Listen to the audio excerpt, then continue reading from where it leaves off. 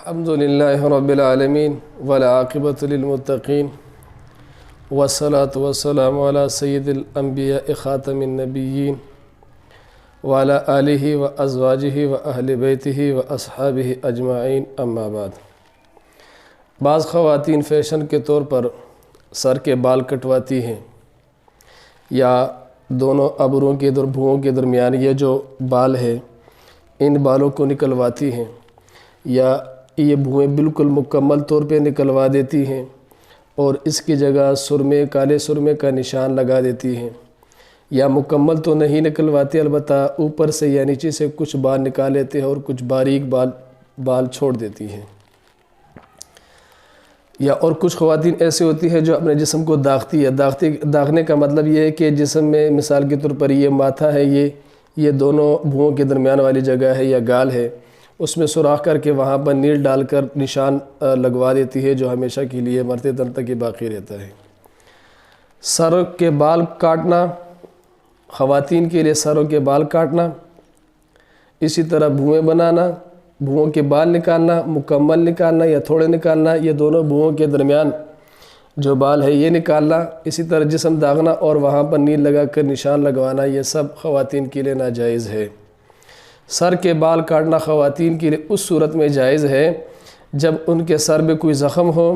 اور بال کاٹے بغیر اس زخم کا علاج نہ ہوتا ہو، یا کوئی اور بیماری ہو، سر میں کوئی سر کا آپریشن کروانا ہو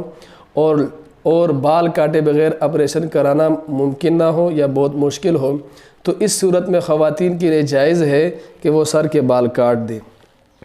اس کے سوا بقیہ جتنی بھی صورتیں ہیں خواتین کے لیے کسی بھی صورت میں جائز نہیں ہے کہ وہ سر کے بال کاٹیں اور اسی طرح اب بھوؤں کو نکالیں یا اس کے درمیان جو بال ہے یہ نکال دیں، یا بھوؤں کو بالکل نکال کر اس کی جگہ سرمے کا نشان لگائیں،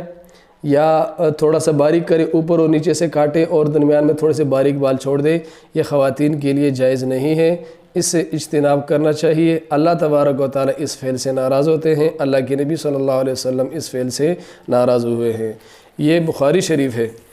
یہ جلد نمبر 2 ہے، صفحہ نمبر 398 ہے۔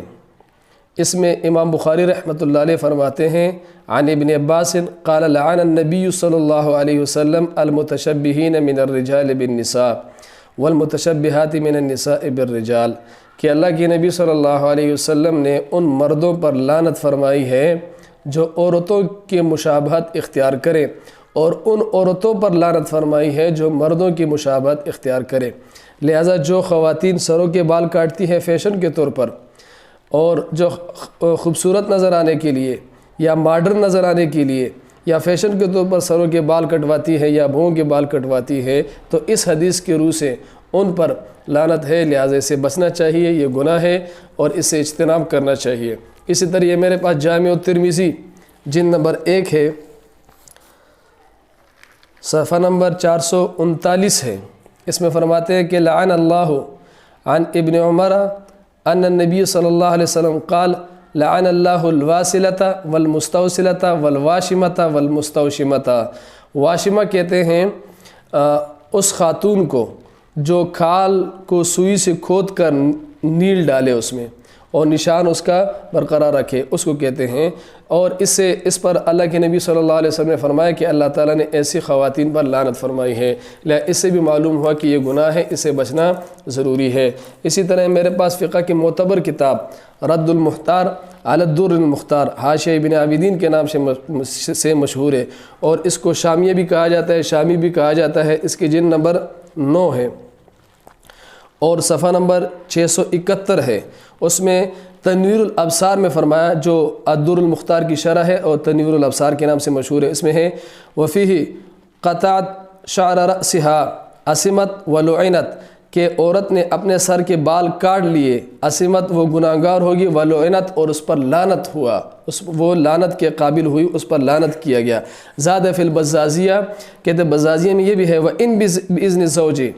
اگر شوہر اجازت بھی دے بیوی کو کہ تم سر کے بال کاٹو، تمہارا میری طرف سے اجازت ہے، میں میری طرف سے اجازت ہے، تو پھر بھی جائز نہیں ہے، اس لیے کہ یہ اللہ کا امر ہے، اور سر کے بال کاٹنے میں اللہ کی نافرمانی ہے، اور اللہ کی نافرمانی میں کسی کی بھی بات نہیں مانی جا سکتی۔ لا طاعۃ لمخلوق فی معصیۃ الخالق، یہی وجہ ہے کہ سر کے بال کاٹنا ناجائز ہے، اور اس ناجائز میں شوہر کی بات بھی نہیں مانی جا سکتی، لہذا شوہر اجازت دے یا حکم دے، خواتین کے لیے کسی بھی صورت میں سر کے بال کاٹنا جائز نہیں ہے۔ اسی طرح علامہ شامی رحمۃ اللہ علیہ فرماتے ہیں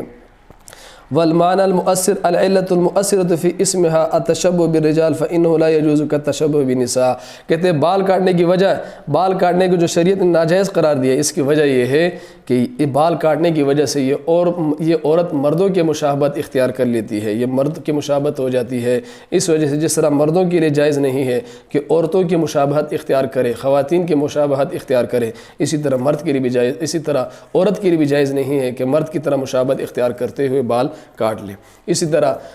الفتاوی الہندیہ جو فتاوی عالمگیریہ کے نام سے مشہور ہے، الفتاوی الہندیہ کتاب الکراہیت الباب التاسع عشر، اس میں فرماتے ہیں وَلَوْ حَلَقَتِ الْمَرْأَةُ رَأْسَهَا فَإِنْ فَعَلَتْ لِوَجْعٍ أَصَابَهَا لَا بَأْسَ بِهِ، اگر عورت نے اپنے سر کے بال کاٹ لیے، اگر کسی بیماری کی وجہ سے ایسا کیا جو بیماری اس کو لگی ہے، تو پھر اس پر کوئی گناہ نہیں ہے۔ بیماری کا مطلب سر کا آپریشن کروانا ہے، یا سر میں ایسا زخم ہے کہ جو بال کاٹے بغیر اس کا علاج نہیں ہوتا، یا سر میں دانے نکلے ہوئے ہیں اور ان دانوں کا علاج بال کاٹے بغیر نہیں ہوتا، دوائی لگانی ہوتی ہے، بال کاٹے بغیر وہ علاج نہیں ہوتا، تو ان صورتوں میں پھر سر کے بال بقدر ضرورت کاٹنا جائز ہے۔ اور وَإِنْ فَعَلَ ذَلِكَ تَشَبُّهًا بِالرَّجُلِ فَهُوَ مَكْرُوهٌ، اور اگر اس نے خواتین نے فیشن کے طور پر ایسا کیا یا خوبصورت نظر آنے کے لیے ایسا کیا، تو چونکہ اس سے مردوں کے ساتھ مشابہت لازم آتی ہے، لہٰذا ایسا کرنا مکروہ تحریمی ہے، اس سے بچنا چاہیے۔ خلاصہ کلام یہ نکلا کہ خواتین کے لیے سر کے بال کاٹنا، اسی طرح بھویں نکالنا، اس کے درمیان جو بال ہیں، دونوں بھوؤں کے درمیان جو بال ہیں یہ نکالنا، اور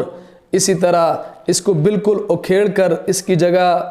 جو سرمے کا نشان لگانا، یا بالکل نہ اکھیڑنا لیکن باریک کر دینا، یہ سب خواتین کے لیے ناجائز ہے، اس سے بچنا چاہیے۔ اللہ تبارک و تعالی سے ناراض ہوتے ہیں، اللہ کے نبی صلی اللہ علیہ وسلم سے ناراض ہوتے ہیں، لہذا اس سے بچنا ضروری ہے۔ اللہ تبارک و تعالی